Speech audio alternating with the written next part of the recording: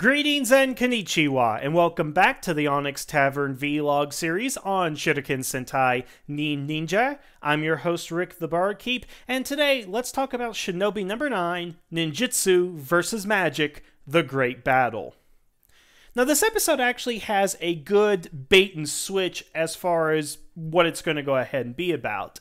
So at the end of the previous episode, we did go ahead and get our first glimpse at Star Ninja and a couple of things about him. We saw part of his Zord. We know he spoke English. He knew about the grandchildren of the last ninja. All that was kind of established. And the very first scene of this episode is an introduction of him fighting Silhouette in the dark against one of our monsters.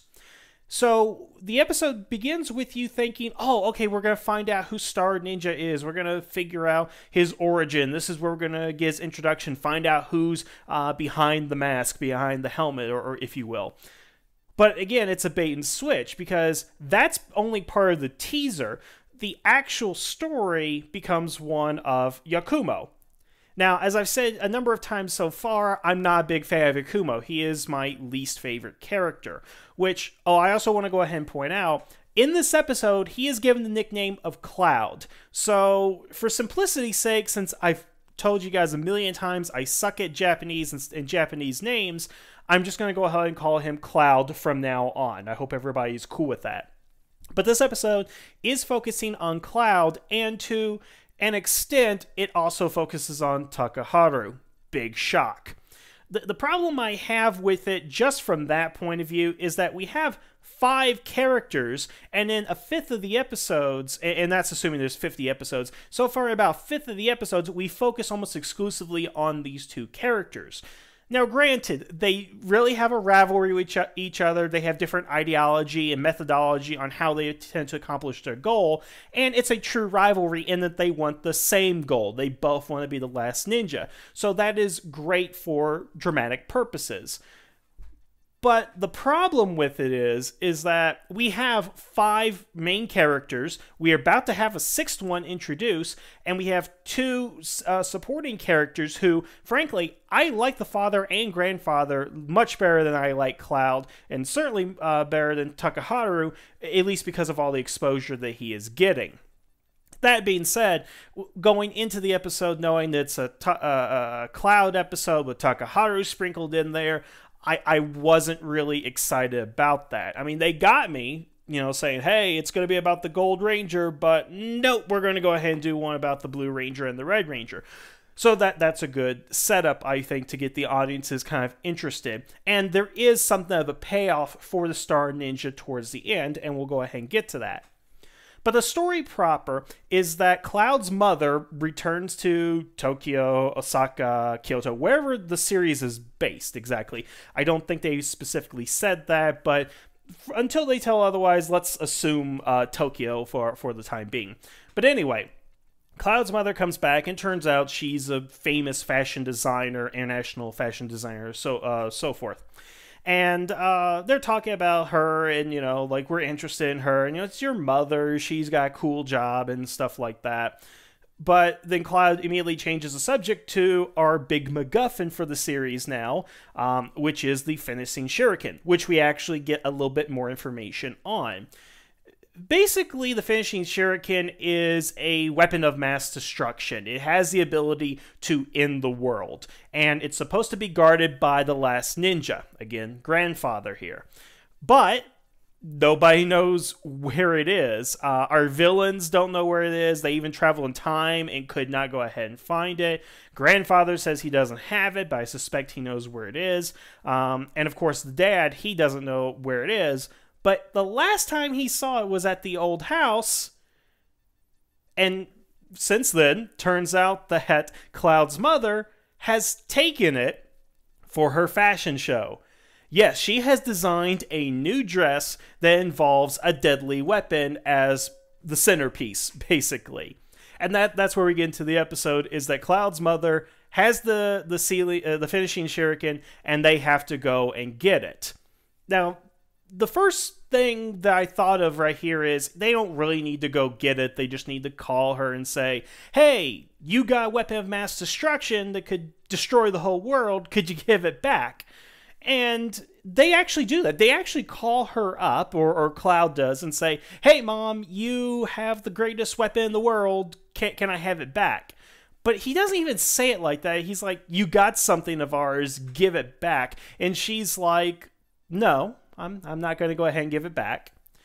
And what I really got pissed off about this is one of those classic things. I mean, you kind of see these on, 80s sitcoms and stuff where somebody wants something, but they don't explain the true significance of it or their desire of why they want to have it back. Therefore, we lead in some hilarious misunderstandings, and then they eventually get the end and they say, well, why didn't you just say something? Which is kind of what we got here. All Cloud had to do was basically say, hey, Mom, you have something that will destroy the world. Give it back to me. And the thing is that she seems pretty bad by not giving it to her son because she's trying to meet her fashion show in deadline and stuff. But they don't throw in the part about it's a weapon of mass destruction because at that point, she would give it back and we wouldn't have an episode. So off the bat, it's a really contrived story. Somehow Cloud's mom got a hold of this thing, never told anybody, and now the greatest weapon in the world is the centerpiece for her new dress. Great. That's just delightful. But where this episode actually gets interesting is that they actually have to break into the fashion show in order to retrieve it. And this is definitely the highlight of the episode, because what I really like about this, and this is the same reason I kind of like Go Buster in the first half of that series, because what Go Buster did, go back and watch the first 10 or 15 episodes or so, and what you'll notice is that they go to a lot of different locations in that series that we typically don't get within Sentai. I mean, we're limited to things like quarries, certain interior sets, outdoor locations, but Go Buster went to a lot of places that we have not seen. They went into buildings that we typically wouldn't have. I mean, when was the last time the Sentai episode was like in a bar in a skyscraper? I forget what episode that's from, but it was just an interesting visual to see our characters kind of juxtaposed to what seems like a more real-world setting or something that might be used for kind of a darker film. Now, translate that to Ninninger, we have them breaking into kind of a concert hall or dome or whatever and stuff where a fashion show is supposed to take place, and it's just kind of odd to see them in a place that you do not typically see them in, if that kind of makes sense. It's almost like saying, you have Iron Man from the Avenger films, but you see him at Chuck E. Cheese. It's kind of a weird setting to have him in, and because it's weird and you don't actually see him in a place like that, then you're like, oh, that's refreshing, that's something new, that's something that I haven't actually kind of seen before. And that's what I'm trying to go ahead and say. But not only are they in a new location, they got a new place to go ahead and film this, but it's actually an interesting adventure piece. They have a clear goal, they gotta get to the end, and every step of the way, they have a monster that wants to go ahead and attack them, a henchman that gets in their way, and added to that, the monster is essentially a magic carpet monster who has the ability to transform our heroes into mice, rocks, and Bandai action figures. So I kind of like that progression because they get in there, they encounter the monster, they have to fight him. One of our characters, Fuka, gets turned into a mouse, which, by the way, again, she seems to be the one, that always gets something weird happen to her or something clumsy or whatever. And it was Fuka. And I was just like, can we get a different character? I'm just really tired of that right now. It's only 9 episodes in. But every step along the way, something happens, and by the end, it's Cloud who is the last one there, and he has to fight the monster, save his mother, all this stuff, and it's just a great action set piece. And then, of course, once they get out of the building, they start the typical Sentai fare, fighting them and then turn to a giant monster and robots and all that kind of stuff. Which there's nothing wrong with that, but it's always nice to throw a different pace of action in there and something new that we hadn't seen before. So, again, I really like that. couple of notes in this sequence in particular is that they do use the Kakuto Ranger Shuriken in this episode, so great, they're actually using arsenal that they have, and I like that they have the fact that it copies them, it makes multiples of them, and that's something that I can see this particular Shuriken being used multiple times throughout the series, because that's rather helpful when you go ahead and think about it. Also in here we get introduced, well actually we had in the scene with the villains, but we are introduced to our upgraded foot soldiers. Basically they lose the rice hats, gain new weapons, are a little bit more powerful. We'll see if this is a mainstay of the series or if this is just like an upgrade for one time or only to be used by Gabi as we continue throughout the series. And also, when Cloud is in there, you know, he sees his mother. The thing about Cloud is that he seems detached of emotion. He seems to be the most serious of our characters, but he also has that attitude of, like, I'm too cool, I don't care. That kind of attitude there. But when he sees his mother, you know, he just kind of breaks down in a way. Not so much where it impairs him, but it's like, oh no, my mother's in danger, shit just got real, kind of thing. And he calls his mother Mommy. And you know what? There is something endearing about an adult character that still refers to his mother as Mommy. You know, I just got finished watching the Daredevil series on Netflix, and the Wilson Fisk character, the Kingpin, really good character, and I sympathize with the character a lot and empathize with him, and I think that's what you're supposed to go ahead and do, or at least that's what I took from it. And one of his pet peeves is, you don't go after my mother. And I can see that in Cloud's character as well. So again, there's just something kind of endearing about that he calls her mommy and all this other kind of stuff, which is pretty cool.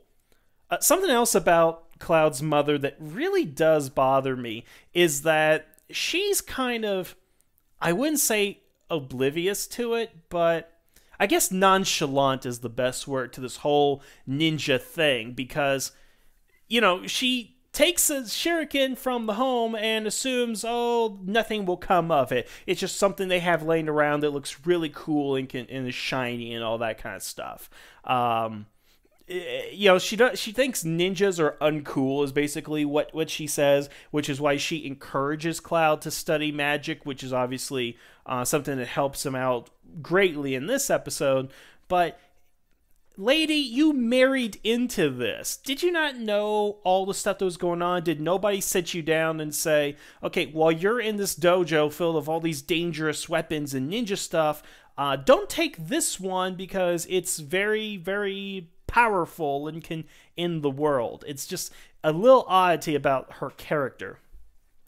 Okay, so moving on, the Zord battle, I like how it starts. I think it's kind of interesting that they go back to Draco mode and are able to fly into the sky and all that kind of stuff. Oh, and on the ground battle also, I think what Cloud's going to go throughout this series is he's going to find that balance of both magic and ninjutsu, where he's going to be able to utilize them and become more powerful than he is.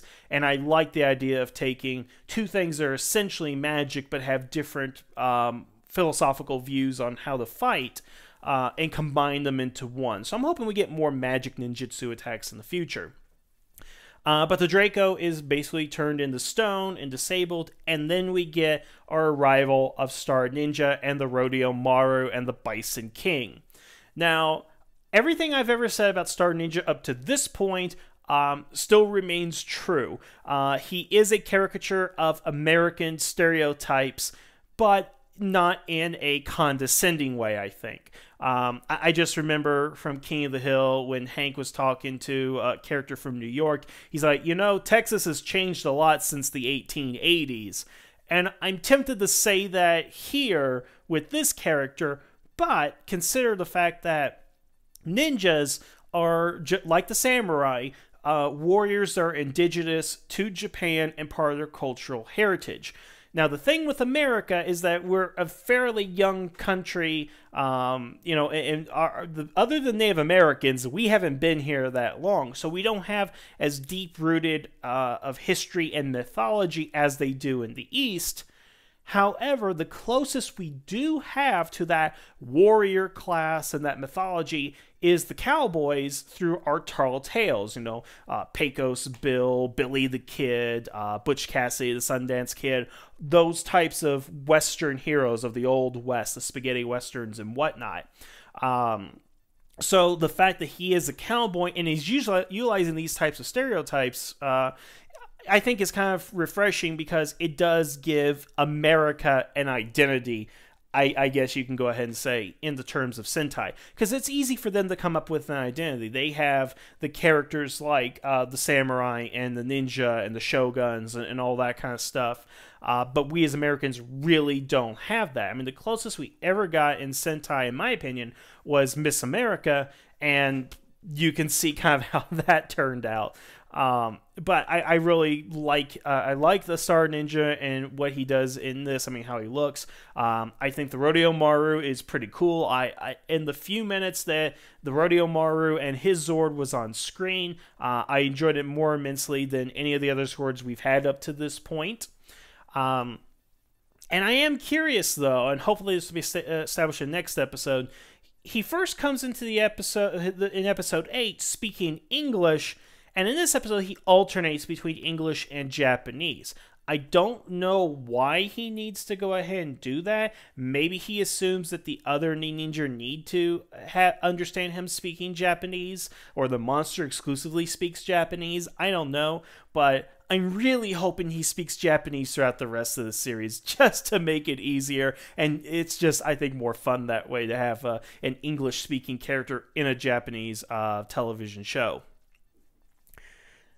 But at the end of the episode, a couple of revelations are made. First of all, the ceiling shuriken was a fake. The finishing shuriken was a fake.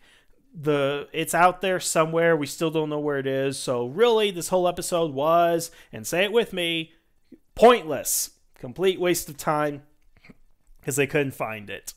But of more interesting note, at the end, the Star Ninja attacks Grandfather. He goes up to him in the middle of the night while he's closing up shop of his cart, because apparently that's what he does during the day, and basically says something like to the effect of, "Your life is mine," and strikes him down. Now, I doubt that he killed him, since Grandfather is in the opening credit sequence, but that really makes you wonder about the Star Ninja.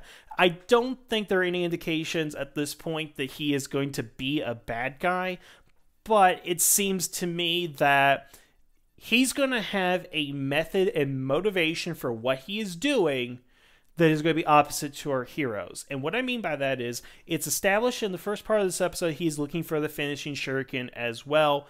And of course, the Ninja are looking for it on their own.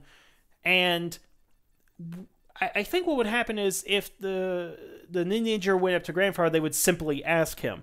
But Star Ninja, he goes up and he attacks him. Now, whether this is to kill him, to interrogate him, torture him, whatever, that's up in the air. But I think what this is a glimpse of is not to say he's going to be a bad guy, but we're going to be after the same goal. We just have different methods of getting to it, which is similar to what we have with Takaharu and Cloud, is that they want the same thing, they just have different ways of doing it, but it would seem that Star Ninja may be a little bit more extreme.